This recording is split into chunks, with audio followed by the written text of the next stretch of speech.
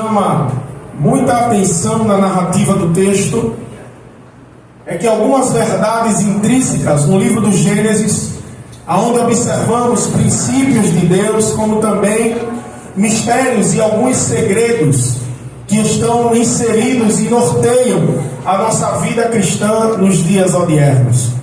Antes da entrada do pecado no mundo, tudo era muito perfeito, era muito bom. O homem como coroa da criação de Deus, e isso nós podemos entender isso no Salmo de número 8, verso do 5 ao 8, e nós começamos a observar que Deus faz tudo perfeito e coloca o homem plantado no jardim do Éden. A palavra Éden significa paraíso, lugar de delícias, e logo nós vamos observar que o homem vai colocar Adão nesse lugar perfeito. Adão, que sua originalidade, o seu nome significa vermelho ou barroso, ou na linguagem mais peculiar, criado do barro. Deus planta o homem no jardim do Éden, coloca-o como mordomo de tudo que Deus havia feito. Deus agora faz uma aliança com o homem. Note que de uma forma geográfica nós lemos que existiam 4 rios, e esses 4 rios têm seus significados. Observe que isso revela princípios espirituais no agir de Deus, não como uma doutrina fechada, mas como uma aplicação espiritual neste texto aqui no livro do Gênesis. E essa construção que iria evoluir no relacionamento do homem com o Criador se forma uma aliança. Existia um rio que se dividia em 4 braços, e este rio regava o jardim de Deus. E ali no Éden havia também um reduto, contando, e sobrenaturalmente nós observamos que a glória de Deus pairava e habitava sobre aquele lugar. Antes observamos que cada rio é importante, e precisamos entender que esse estabelecimento de Deus nesses rios e na criação desse jardim para colocar o homem ali, foram estabelecidos alguns princípios de uma aliança de Deus com o homem. Deus descia no jardim para falar com o homem tinha intimidade com Deus, o homem tinha total liberdade para falar com o seu Criador. E se você puder observar entre esse relacionamento, nós vamos ver que o primeiro rio é o rio Pison. Esse, em sua literatura, significa difusão, ou algo que flui, algo que gera, algo que se multiplica, que transborda, que propaga. E esse rodeava toda a terra de Ávila. Esse é o primeiro rio, chamado de rio Pison. O seu formato era circular, e ele alimentava todo o jardim do Éden, irrigando e unindo os outros rios que estavam logo adiante dele. Ali havia também o ouro, e esse ouro simbolizava a deidade de Deus. O ouro puro que estava na beira do rio Pison era o ouro ao qual Adão, quando observava, ele passava pelos seus olhos, e aquele ouro estava ali naquele rio Pison. Ali também havia o bidélio, era uma resina vermelha, e ali também havia a pedra de ônix, que era de cor verde, simbolizando um avanço na aliança de Deus com o homem. Havia o segundo rio, chamado de rio Gion. Esse era o que irrompia as correntes. Esse era forte, quebrava barreiras, quebrava limites, quebrava tudo que se opunha. Abastecia também o rio Cuxi, que era um interligado no outro. Havia o terceiro rio, chamado de rio Idekel, e ele era conhecido como o lago de água doce. Também significava aquele que frutificava. Logo, o último rio que nós vamos ver na Bíblia Sagrada é o Eufrates, conhecido como lago de água doce. Também significava o rio que frutificava. Quando nós olhamos esses 4 rios inseridos no jardim do Éden, ali havia comunhão privada de Deus com o homem. O lago, o jardim e os rios que se dividiam, eles também eram juntos e unidos, e eles se abasteciam entre si. O fruto que nascia deles era viçoso, vigoroso, era doce. Antes do cataclisma da terra, a terra antigamente era chamada de Pangeia, ao qual era somente um só continente. Aqui não estamos tratando de ciência, mas aqui nós estamos usando uma ilustração para mostrar que a comunhão de Deus com os homens, com o homem, na verdade, com Adão, era perfeita. A comunhão de Deus era reservada, sem separação. No crédito e no secreto ali estava a voz do Todo-Poderoso ecoando em todo o jardim. Adão usufruía disso. Adão prestava relatórios a Deus. A idade que Deus deu a Adão era tão perfeita, e o seu QI, sua inteligência, sua sabedoria era tão perfeita que ele usou 100% da sua sabedoria para dar nomes aos animais, nomes a tudo que existia, tudo que foi criado. Ali existia também o contexto dos animais criados por Deus, e na visitação de Deus, a terra, o homem, os animais e todo ser criado via Deus maestrando a sua intimidade ali naquele jardim. Via a voz de Deus ecoando como o som de muitas águas naquele jardim. E o homem via a soberania de Deus. O homem via a glória e o poderio, a majestade glorificada ali naquele lugar. O homem falava com Deus, tinha intimidade. Deus, na sua majestade, criou esse jardim, aonde ali ele coloca o homem como um mordomo. De contrapartida também existia do outro lado, em outro lugar, o campo tinha um jardim, e a Bíblia vai chamar o outro ambiente de um campo. Ali era onde existiam os animais selváticos, mas havia um animal que nós não sabemos como ele era, como era a sua estrutura, como era a sua forma. Nós não entendemos e não sabemos, porque a Bíblia não dá detalhes de como ele era. Mas esse animal, ele é chamado de serpente. E essa serpente, nós vamos encontrar no capítulo de número 3, ela vai entrar sorrateiramente no jardim. Ela tinha um livre acesso, que ela encontrou de um acesso no jardim, para tentar deturpar toda a criação, toda a formação, toda a intimidade que Deus havia dado ao homem. A serpente não vivia no jardim, mas ela encontrou um espaço para entrar lá. Há dois parâmetros diferentes nesse texto. Primeiro, o mundo, que é simbolizado o campo, e o jardim, que é simbolizado a habitação de Deus. Nesse ínterim, no campo, nós vemos que ali havia os animais selváticos, a selvageria, aonde a selva habitava. Ali é a representatividade do mundo. Ali no mundo, ou na selvageria, imperava a disputa, o orgulho, a irracionalidade. Ali no campo imperava a violência, a inveja, a discórdia. Mas no jardim, que era a habitação de Deus, vivia em total contraste. Por que, Jefferson? Porque ali havia a comunhão, a experiência, a paz, a revelação, o secreto, a humildade, a harmonia, os princípios de Deus, o respeito, o equilíbrio, a santidade, o poderio, a glória, a intimidade com Deus. Satanás sempre odiou a ideia de o homem ter algum tipo de intimidade com Deus. O inimigo das nossas almas odeia quando nós temos intimidade com Deus. E no contexto sagrado, o homem pecou contra Deus, perde as benesses do jardim, e nós vemos que o homem agora estava expulso do jardim do Éden, separado da glória de Deus por conta dos seus próprios pecados. Mas a Bíblia nos revela que Cristo, o autor e consumador da nossa salvação, entrou para prover a provisão de resgate daquilo que o homem havia perdido. Glória ao nome de Jesus. Cristo simboliza o segundo Adão, e tudo aquilo que o primeiro Adão perdeu no jardim, o Senhor Jesus restaurou na cruz do Calvário. Glória a Jesus. No mundo impera a violência, no mundo impera o ciúme, no mundo impera a discórdia, a disputa, a concorrência. No mundo, quem é aplaudido é quem é o mais rico.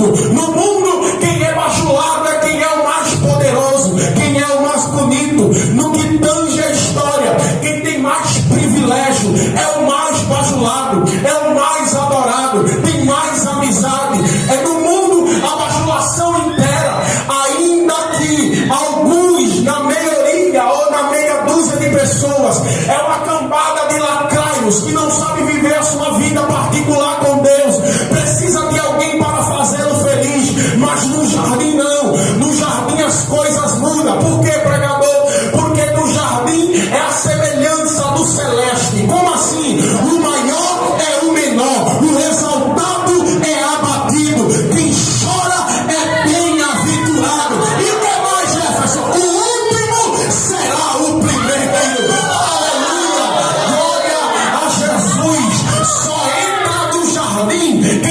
pureza do coração, a inocência da alma, porque viver uma vida disfarçada, todo mundo pode viver, mas quando entra na parte da santidade, é Deus quem sonda o coração do homem. Aleluia! E Jesus vai falar isso em Mateus, o capítulo 22, versículo de número 37, e disse-lhe Jesus, pega essa que é para tu dar glória melhor. Jesus disse o que, pregador? Amarás ao teu próximo. Como? A ti mesmo. Aleluia! E não é só isso. Amarás ao teu Deus de todo o teu coração, de toda a tua alma e de todo o teu entendimento. Ô Jefferson, o que é que isso tem a ver no jardim? É porque no mundo impera a crescente. Aqui não, no celeste e no jardim impera o decrescente. É o joelho que conta, é a oração que conta, é a união que conta. Lá em cima só vai entrar assim, ó. Se não tiver assim, lá não entra, porque lá não entra a competitividade. Olha para quem está ao teu lado assim, você não é melhor do que eu, nem eu sou melhor que você. A gente é igual.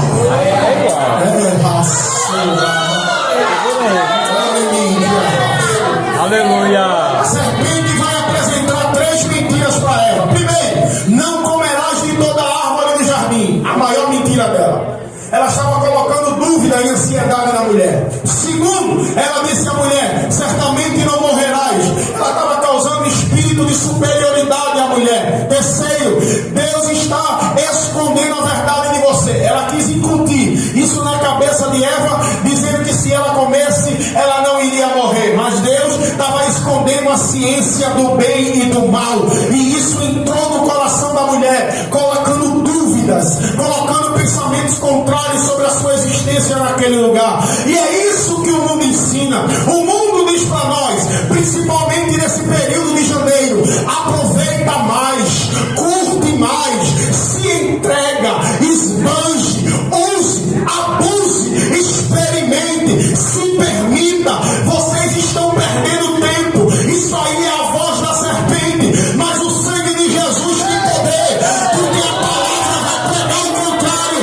Romanos, capítulo 12, versículo 2, vai dizer, o apóstolo Paulo, não se amoldeis ao sistema desse mundo. 1 Tessalonicenses, capítulo de número 4, versículo de número 7, diz, Deus não nos convocou para a impureza, mas sim para a santificação.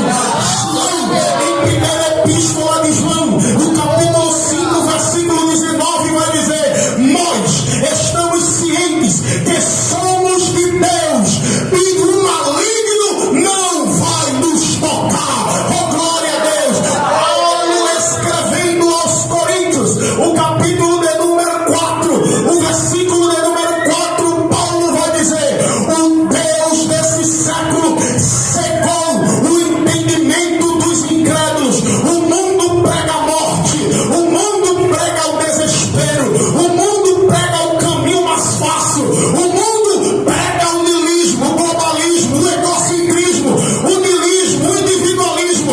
Nós não, mas nós não estamos nesse mundo para viver de acordo com o mundo.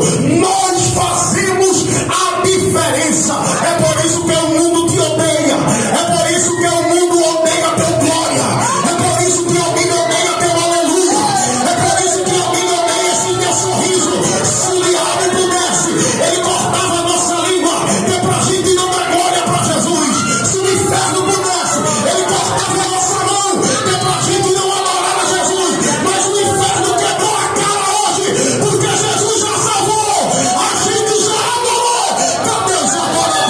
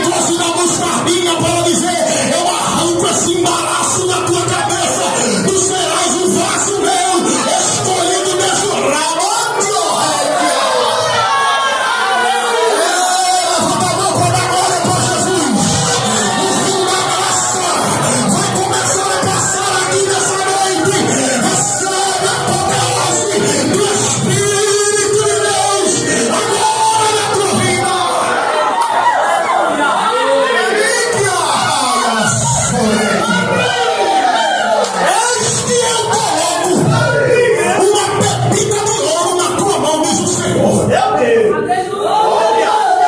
E por causa da tua entrega, recebe a tua premiação,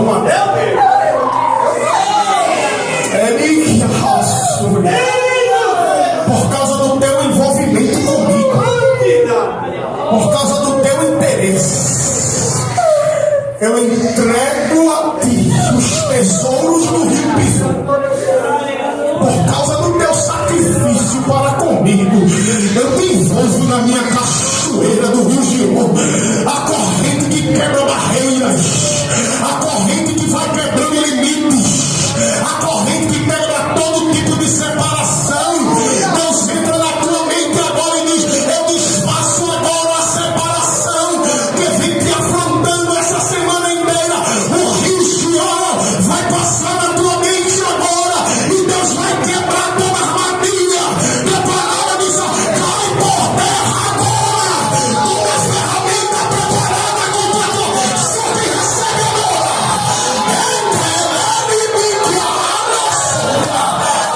Jesus vai dar uma mão. Ele quebra a maldição aqui hoje.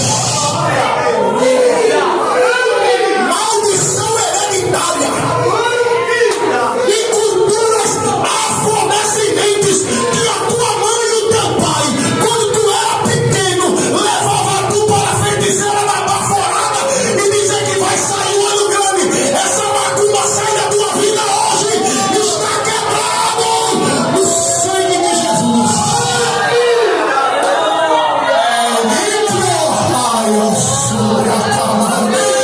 Recebe o decreto de Deus. Vai ser depressa, vai ser rápido, vai ser como um trovão. Tem os entulhos da tua mente e Deus vai desbloquear essa situação da tua mente hoje. Está caindo por terra a procrastinação espiritual. A água do rio de Deus vai entrar na tua alma. O Espírito de Deus passeia no meio da igreja. Recebe agora a presença dele aí. Há um mistério de Deus aqui tão grande. Há um mistério nesse rio. O rio que frutifica, o rio que liberta, o rio que passa, o rio que flui, o rio que enche. Ele entra agora na tua mente. Ele desfaz agora a armadilha preparada e diz assim: eu sou o teu amigo desde o ventre da tua mãe. Vem agora para mim para tu ver o que eu vou fazer. Vem agora para o meu mistério. Recebe os tesouros escondidos agora em nome de Jesus. Joana Bezerra, recebe agora os tesouros escondidos do rio e declara o Gion, Pisão e Eufrates agora na tua vida. Há um mistério de Deus nas tuas mãos, há um mistério de Deus na tua mente. Recebe agora o poder do Espírito, em dar um abraço do Espírito de Deus para tu caminhar. O dia tem sido difícil, mas Deus está dizendo: vai caminhar, vai dar certo. Quantas vezes tu já se pegou perguntando, dizendo: por que Deus?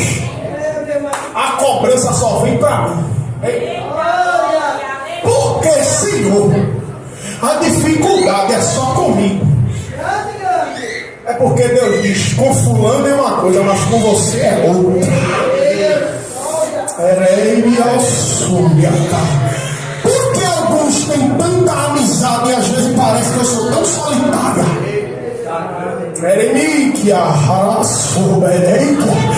Cada vez que me aproximo, cada vez que me exponho, alguém me abandona, alguém me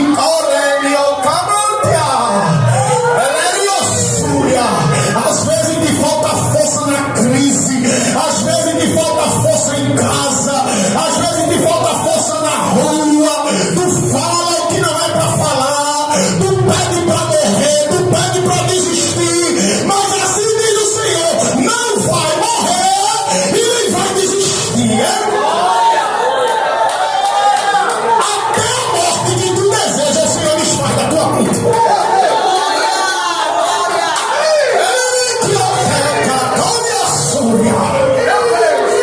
Espírito Santo te toma no mistério hoje aqui. É mitriocônia sobre a raia. A filha da irmã Daiane, assim diz o Senhor, o rio da graça está na tua vida. Vem para Jesus hoje. A porta está aberta.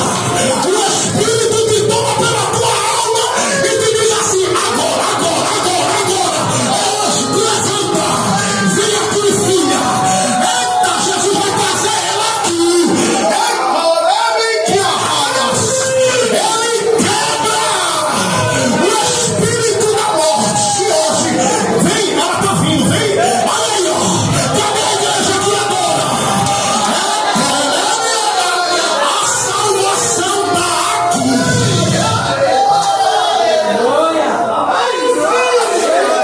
Você está feliz com isso aqui, né? Porque quem não se alegra com isso aqui precisa se converter de novo. Fica de pé comigo, por favor. Ô filha, como Jesus te ama. Diana, ela foi escolhida no ventre. Isso aqui não é o diabo do Jefferson, nem o pastor, nem o presbítero, não. É a graça de Deus. O rio girou, está transbordando graça.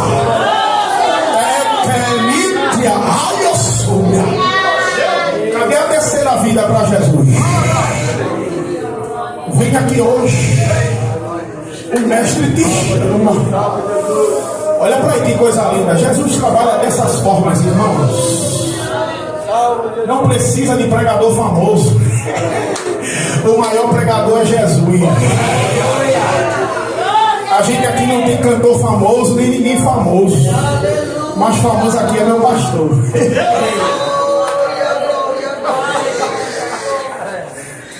Cadê a terceira vida para Jesus, irmãos? Venha para Jesus. Deixa esse rio te envolver. É raço, minha cama.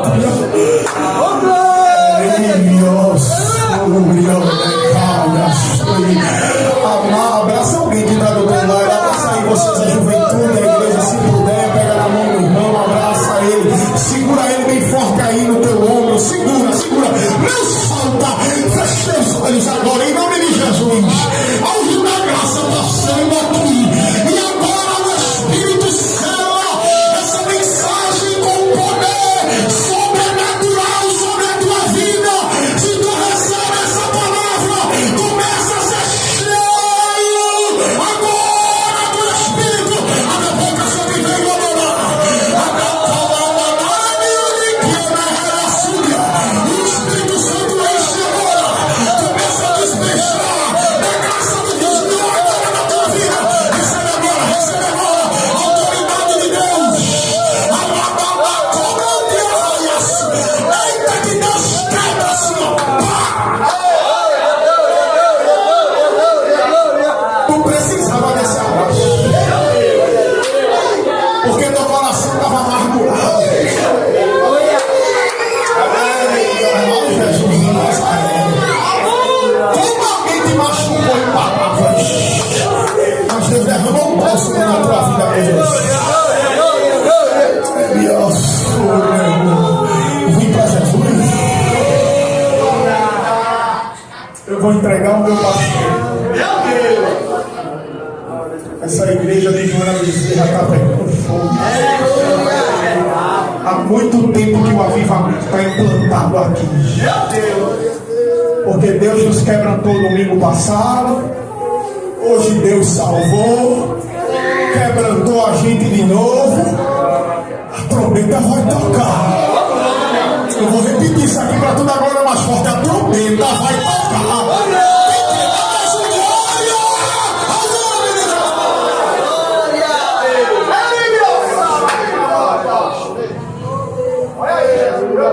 Esse rapaz, Camila do Palmeira,